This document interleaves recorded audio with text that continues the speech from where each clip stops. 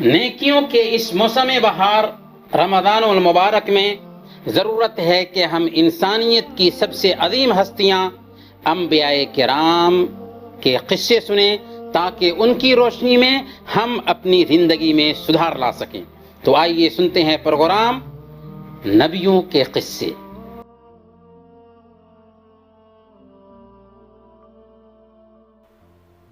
بسم اللہ والصلاة والسلام علی رسول اللہ وبعد۔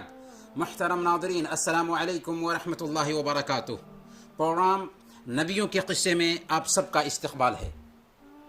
موسیٰ علیہ السلام کے قصے کے ضمن میں آج ہم فرعونیوں پر عذاب الہی کے نزول، فرعون کی غرقابی اور بنو اسرائیل کی نجات کے قصہ کو بیان کریں گے۔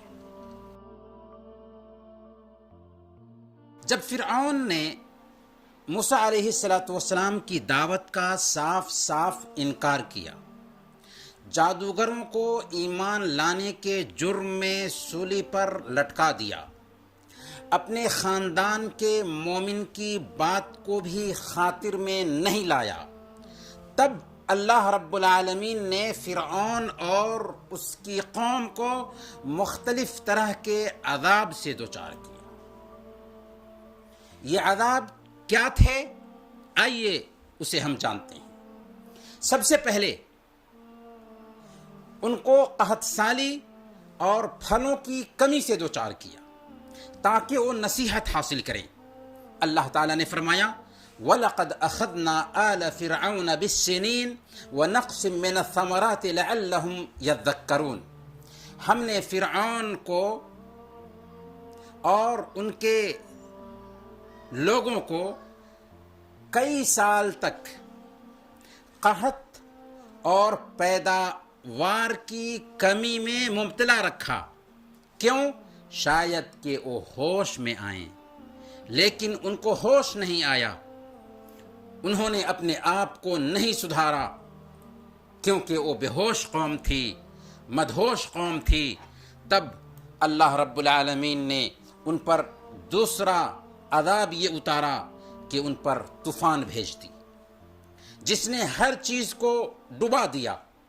کھیتی نہیں کر سکتے تھے، پریشانی ہی پریشانی تھی، لیکن طوفان سے بھی وہ نہ سدھرے۔ تب اللہ رب العالمین نے ان کے اوپر ٹڈیوں کا عذاب بھیجا، ٹڈیاں نازل کی جنہوں نے ان کی کھیتوں اور کھلیانوں کو کھا کر بھوس کر دیا۔ اب بھی نہ سدھرے تو اللہ تعالیٰ نے ان پر جوؤں کا عذاب بھیجا جنہوں نے زمین کی ہر چیز کو چاٹ لیا اور ان کے بدن میں جوں ہی جوں پھلنے لگے، ان کے کھانے اور غلے ختم کر دیے اور راتوں میں کاٹ کاٹ کر ان کی نیند حرام کر دی۔ جب اب بھی نہ سدھرے، اب بھی ان کا سدھار نہ ہوا، تب اللہ تعالیٰ نے ان پر میڈک کا عذاب بھیجا جو ان کے کھانے پینے کے برتنوں میں پھدکنے لگتے تھے۔ جب کوئی قبطی کھانا کھانے جاتا تو میڈک اس کے کھانے میں پھدک کر داخل ہو جاتا تھا۔ عجیب صورتحال تھی، لیکن اس سے بھی فرعونی نہیں سدھرے۔ تب اللہ رب العالمین نے ان کے اوپر خون کا عذاب بھیجا۔ خون کا عذاب کیا تھا؟ ان کے پینے کا پانی خون بن جاتا تھا۔ پانی کو دیکھتے کہ ٹھیک ٹھاک ہے، لیکن جب پینے جاتے تو وہی پانی خون بن جایا کرتا تھا۔ ایک ہی کنویں سے اسرائیلی پانی نکالتا تو وہ پانی پینے کے قابل رہتا تھا، اور جب قبطی نکالتا تو اس کے لیے وہ پانی خون بن جایا کرتا تھا۔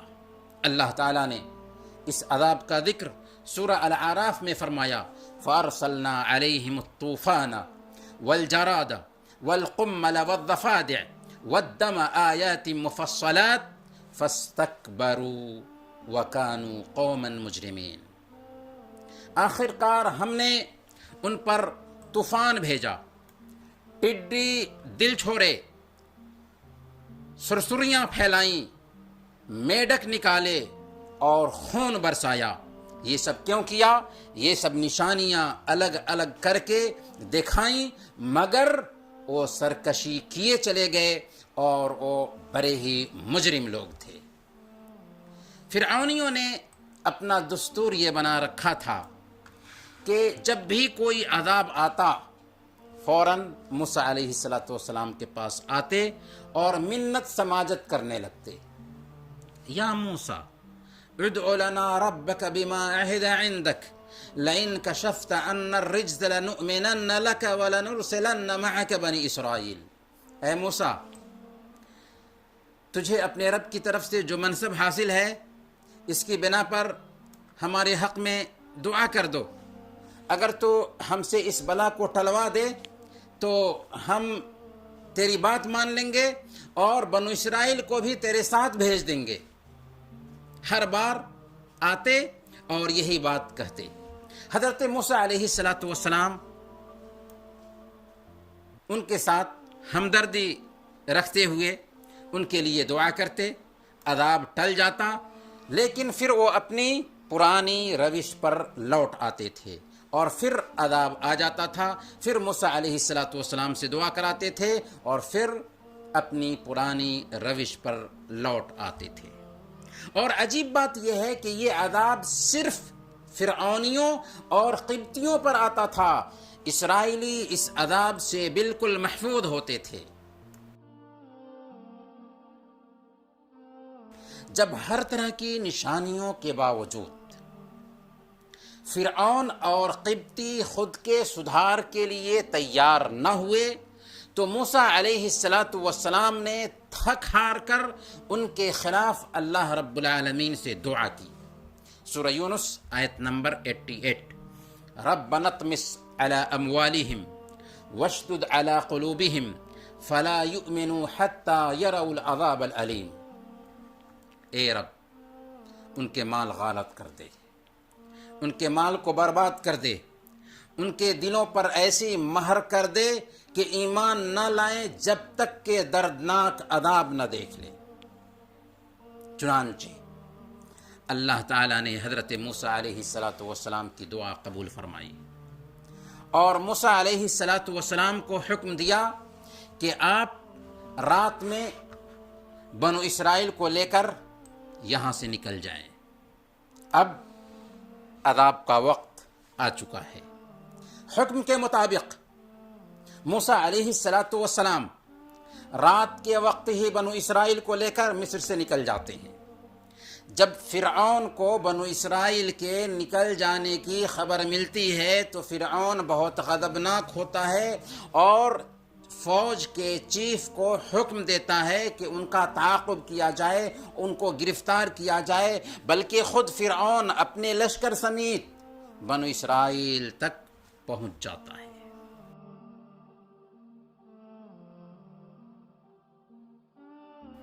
اس وقت سورج نکل رہا تھا جب بنو اسرائیل نے دیکھا کہ سمندر سامنے ہے اور پیچھے سے فرعون اپنے لشکر کے ساتھ پہنچنے ہی والا ہے، تو بنو اسرائیل جلد باز قوم تھی، پریشان ہو گئے۔ ان کے پیر سے زمین نکلنے لگی، ان کے پیر سے زمین کھسکنے لگی۔ موسیٰ علیہ السلام سے کہنے لگے، انا لمدرکون، اب تو ہم پکڑ لیے جائیں گے۔ لیکن حضرت موسیٰ علیہ السلام نے نہایت یقین کے ساتھ انہیں اطمینان دلایا۔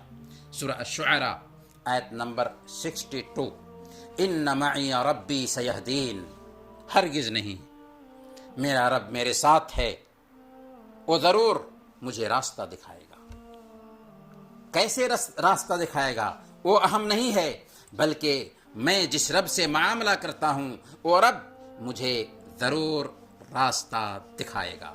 یہ مومن کا ایمان ہے کہ حالات کیسے ہی نازک کیوں نہ ہوں، نکلنے کے سارے راستے مسدود ہو جائیں، بند ہو جائیں، لیکن پھر بھی ایک مومن پر امید ہوتا ہے، مایوسی کا شکار نہیں ہوتا، اللہ کی مدد پر اسے پختہ یقین ہوتا ہے، چنانچہ اللہ تعالیٰ نے حضرت موسیٰ علیہ السلام کو وحی بھیجی کہ ان اضرب بعصاک البحر، کہ سمندر پر اپنی لاٹھی ماری۔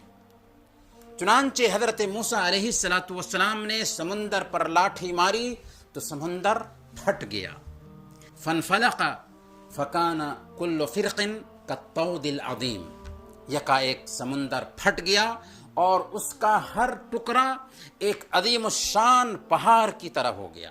یعنی سمندر پھٹنے کے بعد اس کا ہر حصہ ایک بڑے پہاڑ کے جیسے ہو گیا اور بیچ میں بالکل راستہ بن گیا، یہاں تک کہ سمندر کے کیچڑ وغیرہ بھی بالکل سوکھ گئے۔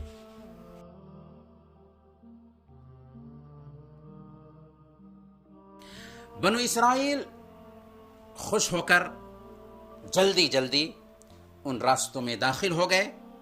جب سارے کے سارے پار کر گئے، یہاں تک کہ بنو اسرائیل کا آخری آدمی بھی اس راستے سے نکل گیا، تو اب فرعون سمندر کے پاس پہنچا اور فرعونی لشکر نے بھی اسی راستے سے داخل ہو کر بنو اسرائیل کو پکڑنا چاہا۔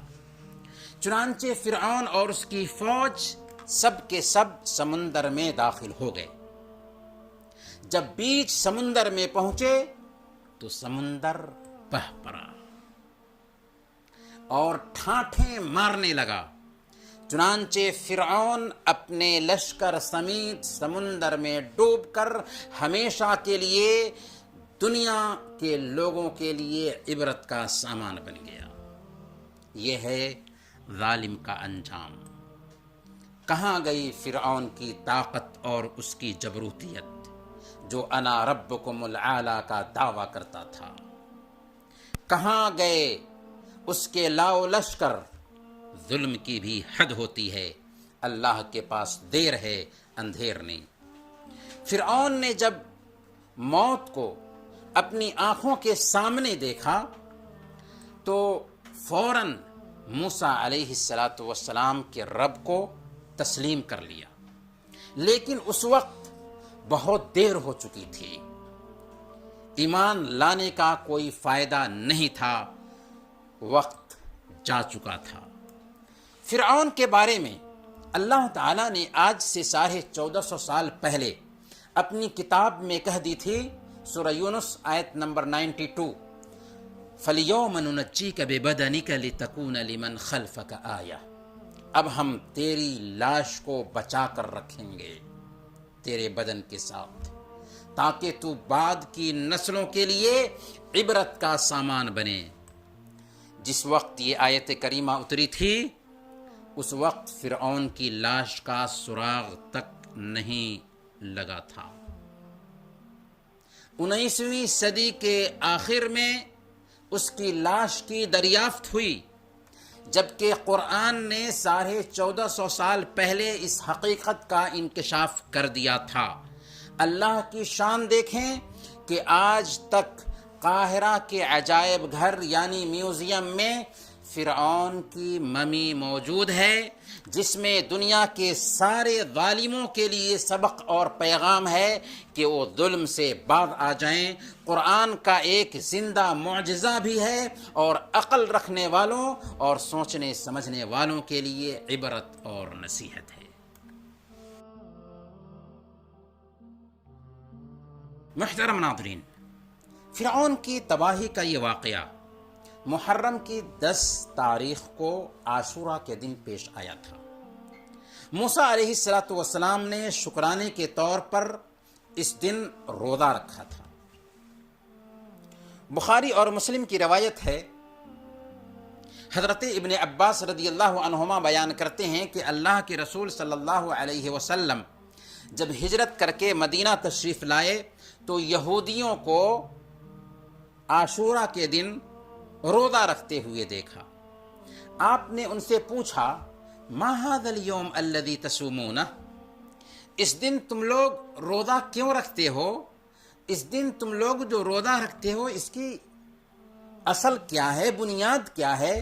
انہوں نے کہا، یہ بہت عظیم دن ہے، اسی دن اللہ تعالیٰ نے حضرت موسیٰ علیہ السلام اور ان کی قوم کو نجات دیا تھا اور فرعون اور اس کی قوم کو غرقاب کیا تھا۔ چنانچہ موسیٰ علیہ السلام نے اس دن شکرانے کے طور پر روزہ رکھا تھا، اس لیے ہم بھی اس دن روزہ رکھتے ہیں۔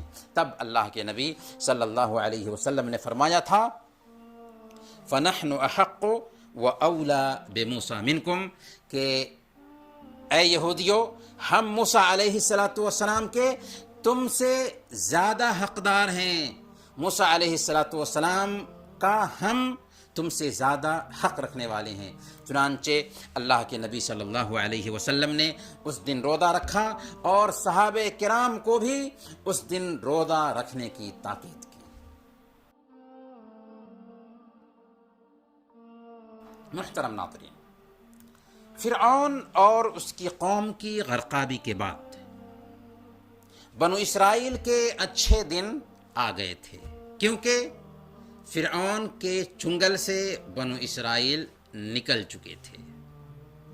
ذلت کی زندگی سے پیشوائی کی زندگی ملی تھی، عزت کی زندگی ملی تھی، لیکن بنو اسرائیل تھی بڑی شریر قوم، اریل قوم۔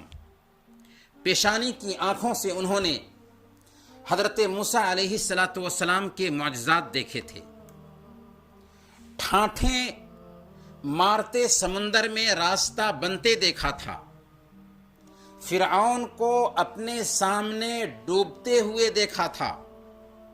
حق تو یہ تھا کہ وہ اللہ کی عظمت کو سمجھتے، شریعت موسوی کی تابعداری کرتے، اللہ کے حکم سے ذرہ برابر بھی سرتابی نہ کرتے، لیکن کیا ایسا ہو سکا؟ نہیں۔ سمندر سے نجات پانے کے بعد ابھی راستے ہی میں تھے تو ان کا گزر ایک ایسی قوم کے پاس سے ہوا جو بتوں کی پوجا کر رہے تھے۔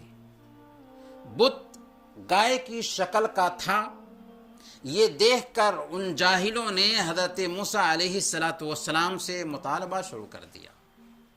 کہا یا موسیٰ اجعل لنا الہا کما لہم آلہہ، اے موسیٰ ہمارے لیے بھی ایسا ہی معبود بنا دیجئے جیسے ان لوگوں کے معبود ہیں۔ حضرت موسیٰ علیہ السلام نے جب ان کی نادانی دیکھی، ان کی جہالت دیکھی کہ ابھی اللہ نے ان کو فرعون کے چنگل سے نجات دی ہے اور ابھی یہ شرک پر اتارو ہو گئے، تب حضرت موسیٰ علیہ السلام نے کہا تھا انکم قوم تجہلون، تم لوگ بڑی نادانی کی باتیں کرنے والے لوگ ہو، جاہل قوم ہو، گنوار قوم ہو۔ جی ہاں، جو لوگ اللہ کا عرفان نہیں رکھتے وہ علم رکھنے کے باوجود بھی جاہل ہوتے ہیں، گنوار ہوتے ہیں۔ بنو اسرائیل کا حضرت موسیٰ علیہ السلام سے یہ مطالبہ کہ ہمارے لیے بھی معبود بنا دیجئے جیسا کہ ان کے لیے معبود ہے، یہ اس بات کی طرف اشارہ کر رہا تھا کہ ابھی بھی ان کے ذہن میں پرانی جو روایتیں پائی جاتی تھیں باقی ہیں، اور ان کی تربیت کے لیے ایک تفصیلی پیغام کی ضرورت ہے۔ اسی لیے حضرت موسیٰ علیہ السلام کو اللہ رب العالمین نے کوہ سینا پر 30 دن کے لیے بلایا، پھر 10 دن کا مزید اضافہ کیا تو کل ملا کر 40 راتیں ہو گئیں۔ اس بیچ بنو اسرائیل کی دیکھ ریکھ کرنے کے لیے حضرت موسیٰ علیہ السلام نے حضرت ہارون علیہ السلام کو پیچھے چھوڑ رکھا تھا۔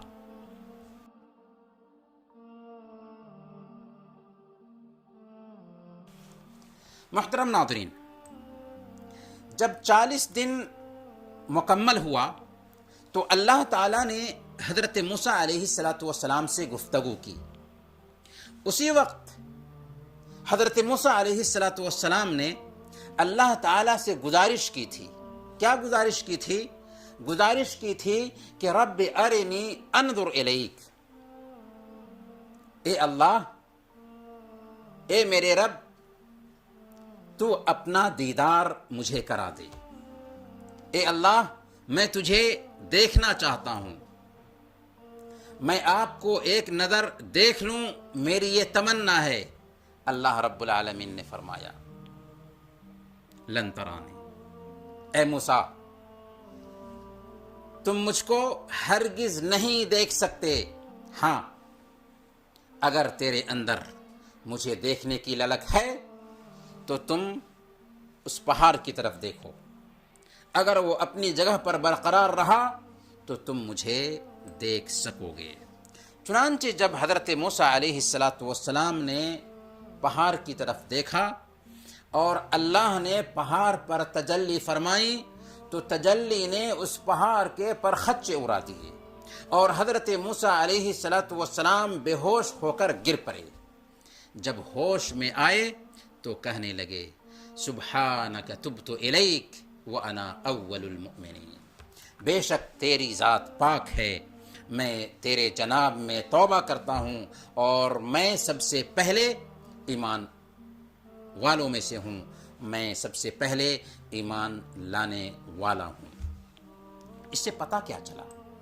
اس سے پتہ یہ چلا کہ دنیا میں انسان اللہ کا دیدار نہیں کر سکتا، یہاں تک کہ ہمارے حبیب ساری انسانیت کے تاجدار محمد الرسول اللہ صلی اللہ علیہ وسلم نے بھی اللہ کو نہیں دیکھا، کیونکہ ہماری دنیاوی آنکھیں اس امر کی متحمل نہیں ہیں کہ وہ اللہ کا دیدار کر سکیں، لیکن کل قیامت کے دن جنت میں نیک بندے اللہ کا دیدار کریں گے، جو جنت کی نعمتوں میں سب سے بڑی نعمت ہوگی جنتیوں کے لیے۔ پھر اللہ تعالیٰ نے بنو اسرائیل کی رہنمائی کے لیے موسیٰ علیہ السلام کو تورات سے نوازا، جسے ایک تخت پر لکھ کر دیا گیا تھا۔ اسی وقت اللہ تعالیٰ نے حضرت موسیٰ علیہ السلام کو باخبر کیا کہ اے موسیٰ، آپ کے بعد بنو اسرائیل گمراہ ہو چکے ہیں، سامری نے اسے گمراہ کر دیا ہے۔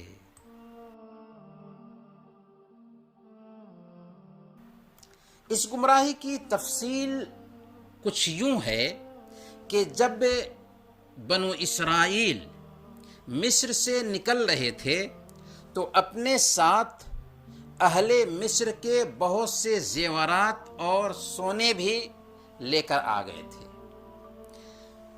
پھر یہ سوچ کر کہ یہ ان کے لیے حرام ہے، بنو اسرائیل نے انہیں پھینک دیا۔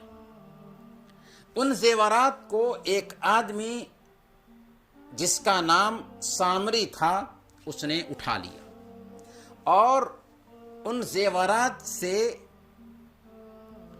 ایک بچھڑے کا اسٹیچو بنایا اور بھی چیزیں اس کے اندر مکس کی اور اس میں مٹھی بھر مٹی ڈال دی جو اس نے جبریل کے گھوڑے کے نقش قدم سے اٹھائی تھی۔ اس نے وہ مٹی جب اس مجسمے میں ڈالی تو وہ عجیب طریقے سے اس میں سے آواز نکلنے لگی، جس طرح ایک حقیقی بچھڑے کی آواز ہوتی ہے ویسی ہی آواز اس مجسمے سے نکلنے لگی۔ پھر سامری نے بنو اسرائیل سے کہنا شروع کر دیا ھذا الہکم و الہ موسیٰ، کہ دیکھو یہ تمہارا اور موسیٰ کا معبود ہے۔ موسیٰ بھول کر اپنے رب سے ملاقات کرنے کے لیے گئے ہیں، حالانکہ ان کا رب یہی ہے، اصل رب یہ مورتی ہے جس کی تمہیں پوجا کرنی چاہیے۔ اب کیا تھا، بنو اسرائیل نے اسی مورتی کی پوجا شروع کر دی، گائے کی پوجا کرنے لگے۔ ہارون علیہ السلام نے انہیں سمجھایا کہ بچھڑے کی پوجا مت کرو، تمہارا رب اللہ ہے، بچھڑا نہیں۔ لیکن بنو اسرائیل سننے والی قوم نہیں تھی. بنو اسرائیل کا جواب تھا لن نبرح علیہ عاکفین حتی یرجع الینا موسیٰ، ہم تو اسی کی پوجا کرتے رہیں گے یہاں تک کہ موسیٰ واپس نہ آ جائے. موسیٰ علیہ السلام جب کوہ طور سے واپس آئے اور بنو اسرائیل کو بچھڑے کی پوجا کرتے دیکھا تو تورات کی تختیاں نیچے ڈالیں، پھر حضرت ہارون علیہ السلام کی طرف متوجہ ہوئے، ان کی داڑھی پکڑی اور سختی سے کہا کہ اے ہارون، جب تم نے انہیں گمراہ ہوتے دیکھا تو انہیں روکا کیوں نہیں، یا پھر ان کو سمجھائے ہوتے، ان کے بارے میں آ کر کے مجھے خبر کیے ہوتے. ہارون علیہ السلام نے کہا یا ابن امہ لا تأخذ بلحیتی ولا برأسی انی خشیت ان تقول فرقت بین بنی اسرائیل ولم ترقب قولی. اے میری ماں کے بیٹے، میری داڑھی نہ پکڑ، نہ میرے سر کے بال کھینچ. مجھے اس بات کا ڈر تھا کہ تو آ کر کہے گا کہ تم نے بنو اسرائیل میں پھوٹ ڈال دی اور میری بات کا پاس و لحاظ نہ رکھا. سچی بات یہ ہے کہ میں نے انہیں بت پرستی سے منع کیا تھا، سختی کے ساتھ روکا تھا، لیکن انہوں نے میری بات کی بالکل پرواہ نہ کی، میری بات کی سنی انسنی کر دی. میں نے ان پر سختی اس لیے نہیں کیا کہ ایسا نہ ہو کہ وہ دو گروہوں میں بٹ جائیں. جب حضرت موسیٰ علیہ السلام کو اطمینان ہو گیا کہ ہارون علیہ السلام نے کوئی کوتاہی نہیں کی تو اب سامری کی طرف متوجہ ہوئے اور حقیقت حال معلوم کرنے کے بعد اسے در بدر کر دیا اور پھر اس سے کہا کہ وَانظُرْ إِلَىٰ إِلَٰهِكَ الَّذِي ضَلْتَ عَلَيْهِ عَاكِفًا لَنُحَرِّقَنَّهُ ثُمَّ لَنَنْسِفَنَّهُ فِي الْيَمِّ نَسْفًا. اور دیکھ اس خدا کو جس پر تو ریجھا ہوا ہے، اب ہم اسے جلا کر کے ریزہ ریزہ کر کے دریا میں اسے بہا دیں گے. چنانچہ آپ نے بالکل سب کے سامنے اس بچھڑے کو جلایا اور اس کی راہ کو سمندر میں پھینک دیا. افسوس کہ آج تک اس گوشالہ پرستی کی روایت انسانی دنیا میں چلی آ رہی ہے. انسان سائنس اور ٹیکنالوجی کے میدان میں اس قدر ترقی کر گیا، لیکن اسے یہ سمجھ نہیں کہ ایک بے زبان جانور بھگوان کیسے ہو سکتا ہے. یہ تلخ حقیقت ہے کہ انسان مذہبی رسم و رواج کا اپنی عقل سے تجزیہ نہیں کرتا. وہ سمجھتا ہے کہ آبا و اجداد کے طور طریقے پر آنکھیں بند کر کے عمل کیا جانا چاہیے، چاہے وہ طریقہ عقل کے خلاف کیوں نہ ہو. یہیں پر ہمیں اسلام کی عظمت سمجھ میں آتی ہے، اسلام کی اہمیت سمجھ میں آتی ہے، جس نے ہمیں خالق اور مخلوق کی پہچان کرائی. صرف ایک اللہ سے ہمارا رشتہ جوڑا، سینکڑوں دیوی دیوتاؤں کے سامنے ہماری پیشانی کو جھکنے سے بچایا اور ہر طرح سے خرافات اور بدعات سے ہمیں پاک و صاف کیا. فالحمد للہ علی نعمت الاسلام. محترم ناظرین، انہی چند کلمات کے ساتھ ہم آپ سے رخصت ہوتے ہیں. اگلے ایپیسوڈ میں انشاءاللہ پھر ملیں گے. تب تک کے لیے اجازت دیجیے.